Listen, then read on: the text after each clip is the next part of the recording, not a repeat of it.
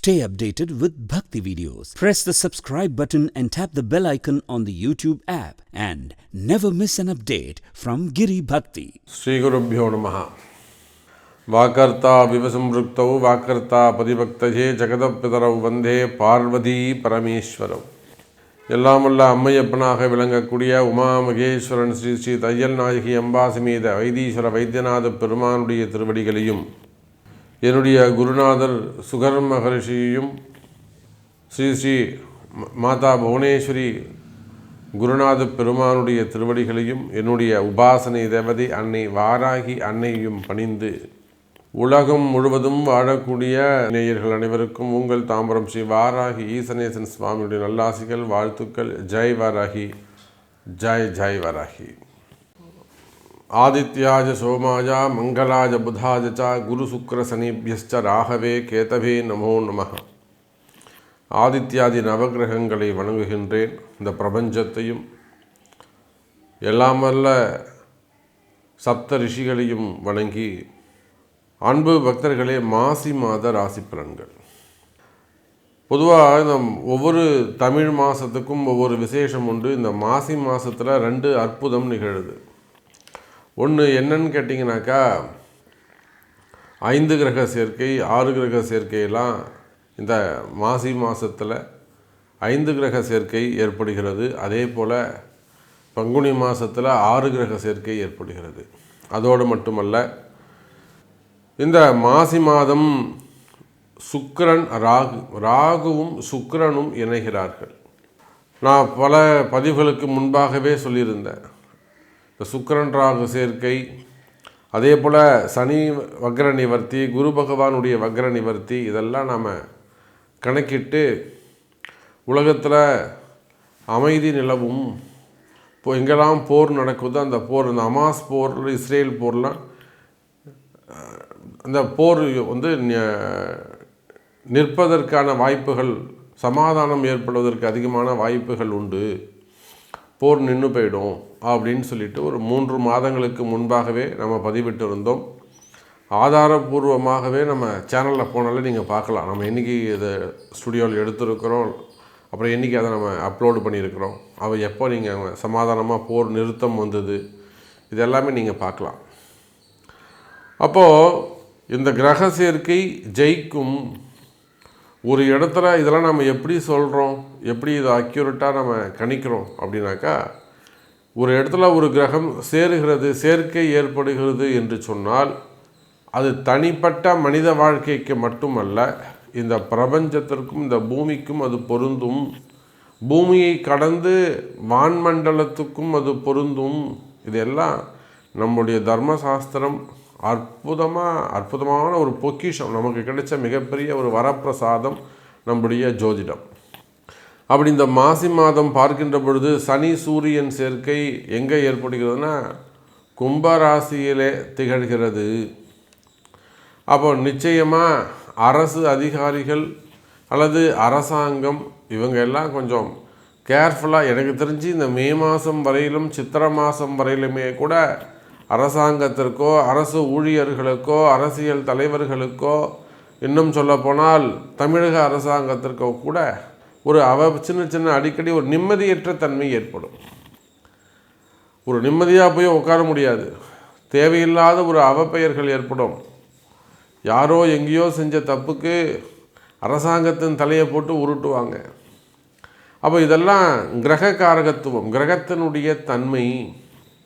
அப்போ இந்த கிரகத்தன்மைக்கு ஏற்றாற் போல தான் சமீப காலமாக இந்த அரசாங்கம் அல்லது அரசாங்கம் சார்ந்த கட்சியினர் செய்யக்கூடிய தவறுகள் எல்லாம் பெரிய பிம்பமாக சுக்கிரன் ராகுவால் ரொம்ப வெளிப்படையாக அது காண்பிக்கப்படுகிறது. அப்போ இந்த மாசி மாதம் யாரெல்லாம் கவனமாக இருக்க வேண்டும் என்று சொன்னால், அரசியலில் ஈடுபட்டு இருக்கக்கூடியவர்கள், அரசியல் தலைவர்கள், அரசியலில் பொறுப்புகளில் இருக்கக்கூடியவங்க, புதுசாக பொறுப்புக்கு வந்திருக்கிறவங்க, அதே போல் அரசியலில் நமக்கு ஏதேனும் பதவிகள் கிடைக்குமா, பொறுப்புகள் கிடைக்குமான முயற்சி செய்யக்கூடியவர்கள், குறிப்பாக இப்போ புதுசாக பொறுப்பெடுத்துன்னு இருக்கக்கூடியவர்கள் ரொம்ப கவனமாக நடந்து கொள்ள வேண்டும்.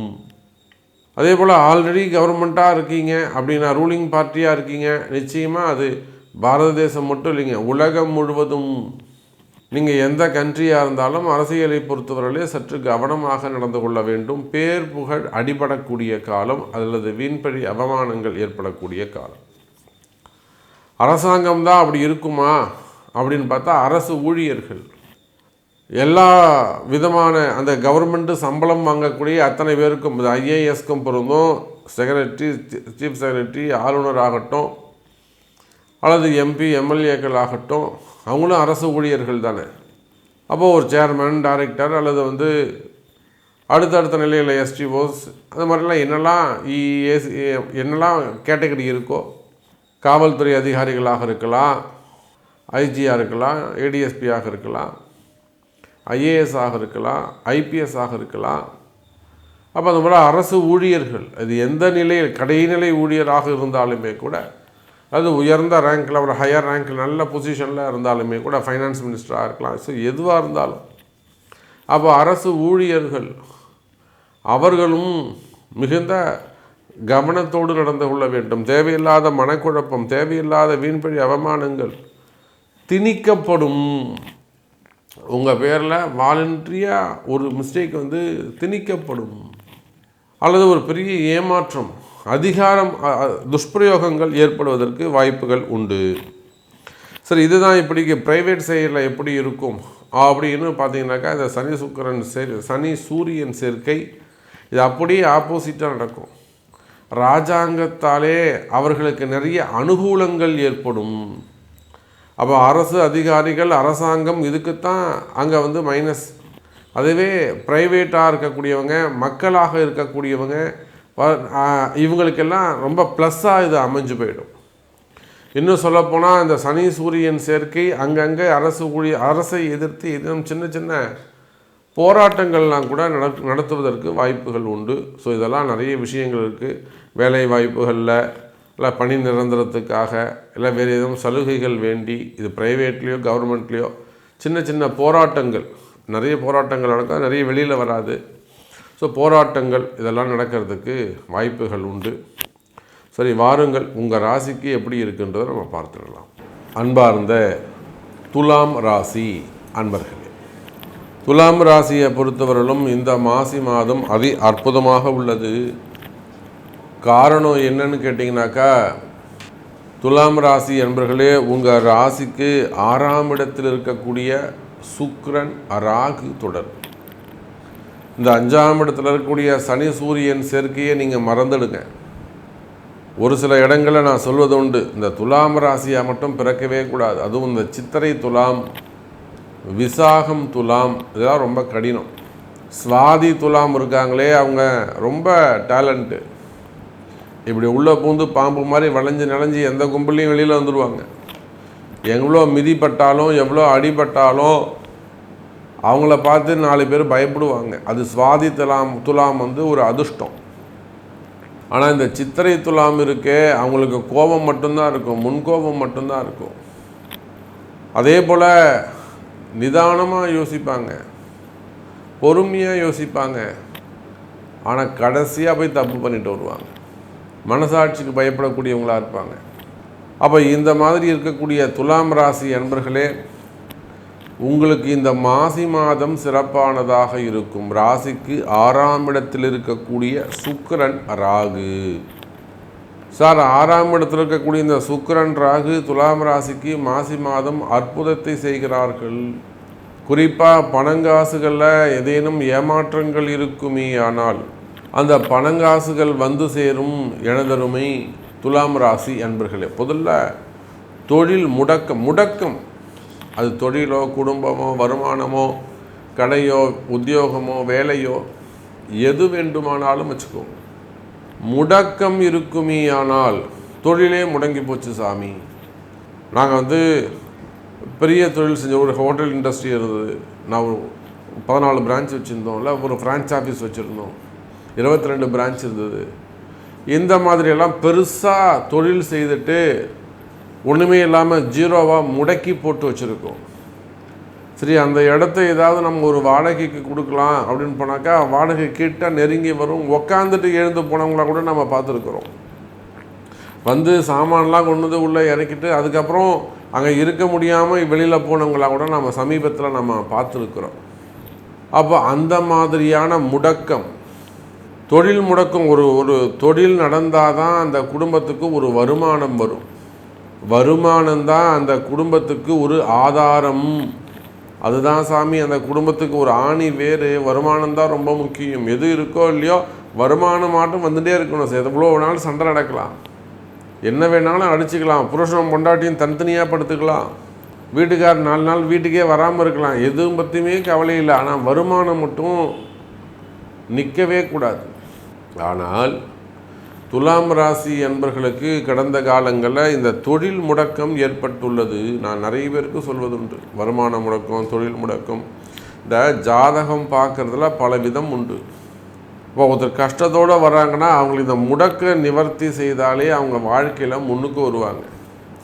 என்ன, நம்ம கஷ்டப்பட்டு எழுதி கொடுப்போம், இதை செய்யுங்கன்னு சொல்லிட்டு அவங்க ரொம்ப அலட்சியமாக விட்டுடுவாங்க. இதுதான் விஷயம். அப்போது அந்த மாதிரியான தொழில் முடக்கமாக இருக்கலாம், உத்தியோக முடக்கமாக இருக்கலாம்.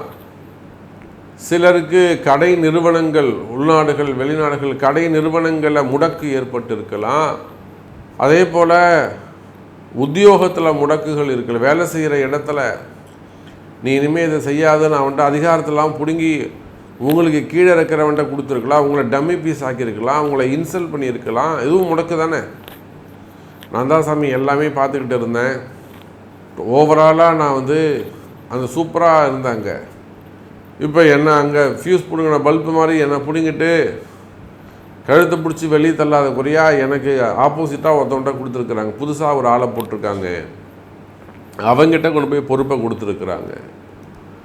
இந்த மாதிரியான முடக்குகள், தொழில் முடக்கம், உத்தியோக முடக்கங்கள் குடும்பத்தில் எல்லாம் அண்ணன் சொன்னால் கேள்வி, மருமக சொன்னா கேள்வி, நான் இருந்து அவன் சொன்னால் கேட்காத. அப்போ முடக்கு உங்களுக்கு எங்கெல்லாம் முடக்கு இருக்கோ அந்த முடக்கு எல்லாம் நிவர்த்தி ஆகக்கூடிய மாதம். கவலை வேண்டாம், நிம்மதி பிறக்கும், நிம்மதி அதிகரிக்கும். எனதருமை துலாம் ராசி அன்பர்களே, உங்களுக்கு ஏதேனும் சந்தேகங்கள், கேள்விகள் இருக்குமே ஆனால் உங்களுடைய பிறப்பு ஜாதகத்தை கொண்டு தொடர்பு கொள்ளுங்கள் என்பதை தெரிவித்துக் கொண்டு மீண்டும் வேறு அற்புதமான பதிவில் சந்திக்கிறேன். நன்றி, நமச்சிவாயம். ஜெய் வராகி, ஜெய் ஜெய் வராகி.